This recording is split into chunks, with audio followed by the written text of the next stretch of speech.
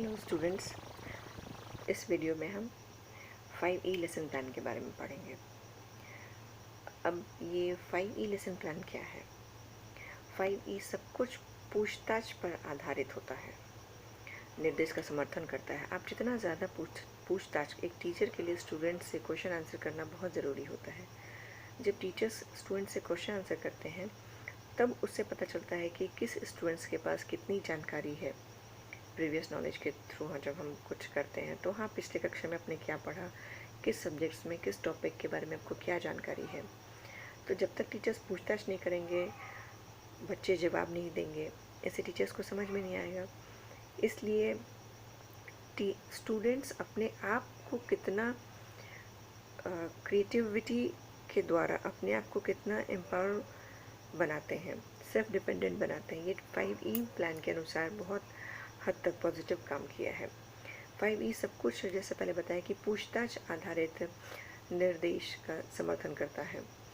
यह बच्चों को खोज करने और एक आकर्षण तरीके से नए कौशल को बनाने की अनुमति देता है। यानी स्टूडेंट्स अपने आप से कितना ज़्यादा किसी भी चीज़ को कर सकता है, अपने तरीके से कितना वो क्रिएटिविटी अपने अंदर ला सकता है, कितना उसके अंदर किसी भी कार्य क्षमता को करने के लिए अंदर से प्रेरित होता है। वो शिक्षक 5E प्रक्रिया का उपयोग करके पर्याप्त रूप से सपोज बिजली के उद्देश्यों को सीख रहे हैं, इस प्रकार की योजना बना सकते हैं। मतलब इतना तेज़ दिमाग होता है। निश्चित है कि जब हम किसी कार्य को स्वतः करते हैं तो हम अपने दिमाग पर जोर देते हैं, अपने ऊपर हमको कॉन्फिडेंस होता है किसी भी चीज़ के बारे में, और हम किसी से पूछ कर जो कार्य करते हैं, दोनों में ज़मीन आसमान का अंतर होता है। बच्चे केवल इस पद्धति से नहीं सीख रहे हैं, वे अपने स्वयं के बारे में भी जानकारी हासिल करते हैं, अपने स्वयं को भी वो बहुत अधिक रूप में देखते हैं शिक्षकों के द्वारा। शिक्षक की भूमिका छात्रों की सुविधा और समर्थन करना है, क्योंकि वे नए ज्ञान का निर्माण करने जा रहे हैं, उपयोग करने जा रहे हैं। इसमें सबसे पहला है एंगेज, यानी संलग्न या व्यस्तता। नंबर 2 है एक्सप्लोर, अन्वेषण करना। नंबर 3 एक्सप्लेन, समझाना। नंबर 4 एलेबरेट, विस्तृत तरीके से उसको बताना। एंड नंबर 5 इवैल्यूएशन, मूल्यांकन करना। अब व्यस्तता में हम आते हैं कि संलग्न करने का मतलब होता है, व्यस्त रखने का मतलब होता है किसी भी चीज़ को, स्टूडेंट्स को आप कैसे इंगेज रखते हैं, किस तरीके से आप उनको कितना उत्साहित तरीके से क्वेश्चन आंसर करते हैं। पहली चीज़, ऐसे क्या क्या क्वेश्चंस आप उनके सामने क्रिएट करके रखते हैं जिससे बच्चों को इंटरेस्ट जगे और वो उसका जवाब देने के लिए आतुर हो जाए। इसका मतलब है कि उन्होंने इस तरीके, जैसे स्टूडेंट्स अगर कोई बहुत अच्छे तरीके से जवाब देता है तो हम उसको मोटिवेट करते हैं, वाह वाह शाबाश क्या बात है। तो इस तरीके से बच्चे के अंदर की जो इच्छा शक्ति होती है वो बहुत अधिक प्रबल होती है, जिज्ञासा उनकी बढ़ती है किसी भी चीज़ को जानने के लिए, उनका ध्यान उस तरफ आकर्षित होता है, उस टॉपिक की तरफ आकर्षित होता है। और ध्यान जो ही किसी भी टॉपिक की तरफ आकर्षित होगा तो बच्चे का स्वतः मन लगना अनिवार्य हो जाता है, आवश्यक हो जाता है। बच्चों को सीखने के लिए मजबूर नहीं करता है, बल्कि वो स्वतः अपनी इच्छा से सीखते हैं, खुद को अपने इंटरेस्ट के ज़रिए उस कार्य को करने के लिए प्रेरित होते हैं। मतलब सपोज़ कि उनको कोई चीज़ आमंत्रित कर रहा है कि नहीं तुमको करना है, इस तरह से सबक पेश किए जाते हैं। सीखने की प्रक्रिया शुरू करने के लिए छात्रों के दिमाग में खोलने के लिए कठिन चीज़ों को आप उसके सामने में रखिए, तो कठिन से कठिन सवालों का भी वो इतने अच्छे तरीके से जवाब देते हैं। ये सब एक टीचर के ऊपर डिपेंड करता है कि वो किस तरीके से किसी भी क्वेश्चन को प्रेजेंट करता है। नंबर 2 एक्सप्लोर, अन्वेषण करना। एक बार जब छात्र पूरी तरीके से पाठ को पढ़ लेता है, सीख लेता है, समझ लेता है, तो वीडियो या शायद एक किताब द्वारा लिखे जाने के अनुसार अब उन्हें अवधारणा को पता लगाने के लिए अनुमति देने का समय दिया जाता है। और कहते हैं कि मैं छलावरण पर एक पाठ करता हूँ, पहले उन्हें एक जानकारी पूर्वक वीडियो के साथ संलग्न करूँगा जिसमें वो सारे जगह को बताया जाता है छलावरण एनिमेशन के साथ समझाया जाता है। एनिमेशन मतलब उसमें नई नई चीज़ों को इम्प्लीमेंट किया जाता है कि आप उसके बारे में और क्या जानते हैं और क्या जान सकते हैं और कितने डीपली आप उसके बारे में बता सकते हैं। अब एक्सप्लोर में वे सब खेलेंगे जहाँ बाहर जाएंगे और टीमों में टूट जाएंगे, अलग अलग बिखर जाएंगे। प्रत्येक टीम को घास में बिखरे हुए कई रंगीन तारों को सीखने के लिए 1 मिनट दिया जाएगा। खोज के साथ विचार यह है कि सीखने वाले को किसी तरीके से एक नए ज्ञान के साथ अभ्यास का अवसर दिया जाता है। सबसे प्रभावी अन्वेषण गलतियों की, परीक्षाओं की त्रुटियों से अनुमति देता है। यानी कि अगर आपको कोई कार्य करने के लिए दिया जाता है और आप जितनी ज़्यादा त्रुटियाँ करेंगे, गलतियाँ करेंगे, उस कार्य से आप उतना ज़्यादा सीख पाएंगे। नेक्स्ट है एक्सप्लेन, समझना। अब एक्सप्लेन का मतलब ये होता है कि आप कितने अच्छे तरीके से और उसको समझा सकते हैं। छात्रों को अब अपने शिक्षक से सुनने का अवसर मिलता है। नेचुरली है, जब हम एक्सप्लेन करेंगे, टीचर्स एक्सप्लेन करते हैं तो बच्चे स्वतः सुनते ही हैं उनको। शिक्षक की अब तक की भूमिका मुख्य रूप से सीखने की सुविधाजनक रहती है।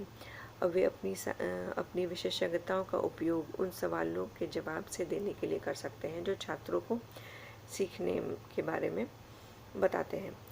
वे देखने के लिए छात्र से सवाल पूछते हैं, उन्होंने जो सीखा है उसके बारे में वो कितना बता पा रहे हैं, गलतफहमी में है। जैसे इसको हम अच्छे तरीके से दूसरे तरीके से बता सकते हैं कि जब कोई टीचर क्लासरूम में बच्चे को पढ़ाता है तो पढ़ाने के बाद हम 1 पैराग्राफ पढ़ा दिए या 2 पैराग्राफ पढ़ा दिए या हाफ स्टोरी पढ़ा दिए। उस पढ़ाने के बाद हम फिर पुराने से लेके स्टार्टिंग से लेके वहाँ तक में हम बच्चों से फिर से क्वेश्चन आंसर करते हैं। और वो क्वेश्चन आंसर करने का पहला रीज़न होता है कि बच्चे कितना एक शिक्षक को सुनते हैं इंटरेस्ट के ज़रिए। तो पहली चीज़ है, अब उतने चैप्टर, उतने पैराग्राफ के अंतर्गत शिक्षक छात्र से क्वेश्चन आंसर करते हैं। इससे क्वेश्चन आंसर के द्वारा जो मिले छात्रों की तरफ से जो जवाब आता है, रिप्लाई आता है, आंसर आता है, उससे ये समझ में आता है कि छात्र कितनी सावधानी पूर्वक एक शिक्षक को सुनते हैं, उसकी बातों को समझते हैं, उस स्टोरी को या उनकी बातों को बारीकी से जानकारी हासिल करते हैं। और उनके जवाब से ये पता चलता है कि कौन स्टूडेंट कितना क्लासरूम में एक्टिव रहता है। तो इससे बिल्कुल आसानी से पता चलता है कि जो स्टूडेंट जवाब नहीं देता, इसका मतलब कि शायद उसने अपने शिक्षक की बातों को बहुत बखूबी तरीके से नहीं समझा है। तो अगर इस पैराग्राफ के अंतर्गत हमें दिखता है कि इसका मूल्यांकन भी एवरी पैराग्राफ के साथ साथ होना चाहिए।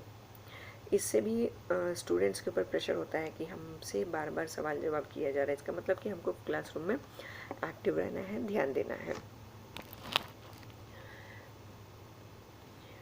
उन्होंने किस रंग का सबसे ज़्यादा, अब हम कोई भी एक कलर की बात करते हैं या कलरफुल या पेंटिंग की क्लास की बात करते हैं और हम पेंटिंग के बारे में बता रहे हैं, कलर का, रंगों की पहचान बता रहे हैं, तो जो बच्चा क्लासरूम में बिल्कुल अच्छे से ध्यान देता है तो उसको समझ में आ जाएगा कि कौन सी बातें कब क्या कही जाती है।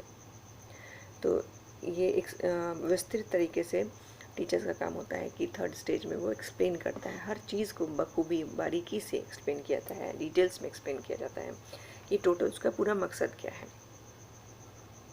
एक्सप्लेन मतलब उसको अच्छे से हम समझा दिए। अब नेक्स्ट आते हैं विस्तृत। यहाँ छात्र एक विस्तार या अलग गतिविधियों में भाग ले सकते हैं जो या तो एक उद्देश्य को फिर से सीखता है या उसकी अवधारणा को अधिक सीखता है या विभेद का उपयोग किया जाता है। स्तर के ऊपर बढ़ता है या थोड़ा नीचे आता है। नीचे के छात्र की गलतफहमियों को सही तरीके से छात्र मार्गदर्शन करने के लिए अधिक शिक्षक इनपुट के साथ अन्वेषण गतिविधियों को दोहराते हैं या उसकी आवश्यकता होती है। इस प्रकार विस्तार से चर्चा होती है कि कौन से जानवर इसके अलावा मेढक छलवाकरण का उपयोग करते हैं, उसकी आवाज़ में कौन कौन से तत्व होते हैं। इस प्रकार विस्तृत से उस सब्जेक्ट्स की जानकारी दी जाती है। कोई भी एक टॉपिक होता है विस्तार यानी कि एलोब्रेट, उसमें जितने लंबे अच्छे तरीके से आप उसको एलोब्रेट करके समझा सकते हैं। और लास्ट आता है मूल्यांकन, इवैल्यूएशन। तो इवैल्यूएशन यानी कि पूरे चैप्टर को जब एक शिक्षक अपने क्लासरूम में पढ़ा लेते हैं तो शुरू से लेके अंत तक में जितने भी पैराग्राफ्स होते हैं या जो कुछ भी होता है उन सब के बारे में बच्चों से क्वेश्चन आंसर करते हैं।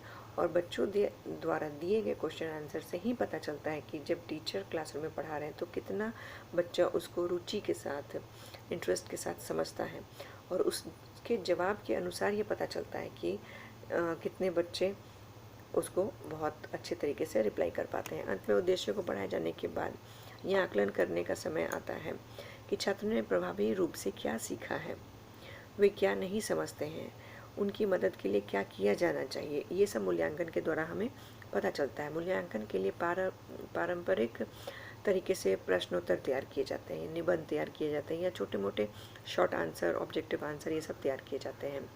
तो इन सब को 5 तथ्यों में ये मूल्यांकन किए जाते हैं, और उन 5 तथ्यों के द्वारा ही समझ में आता है कि आप किस कैटेगरी में आते हैं।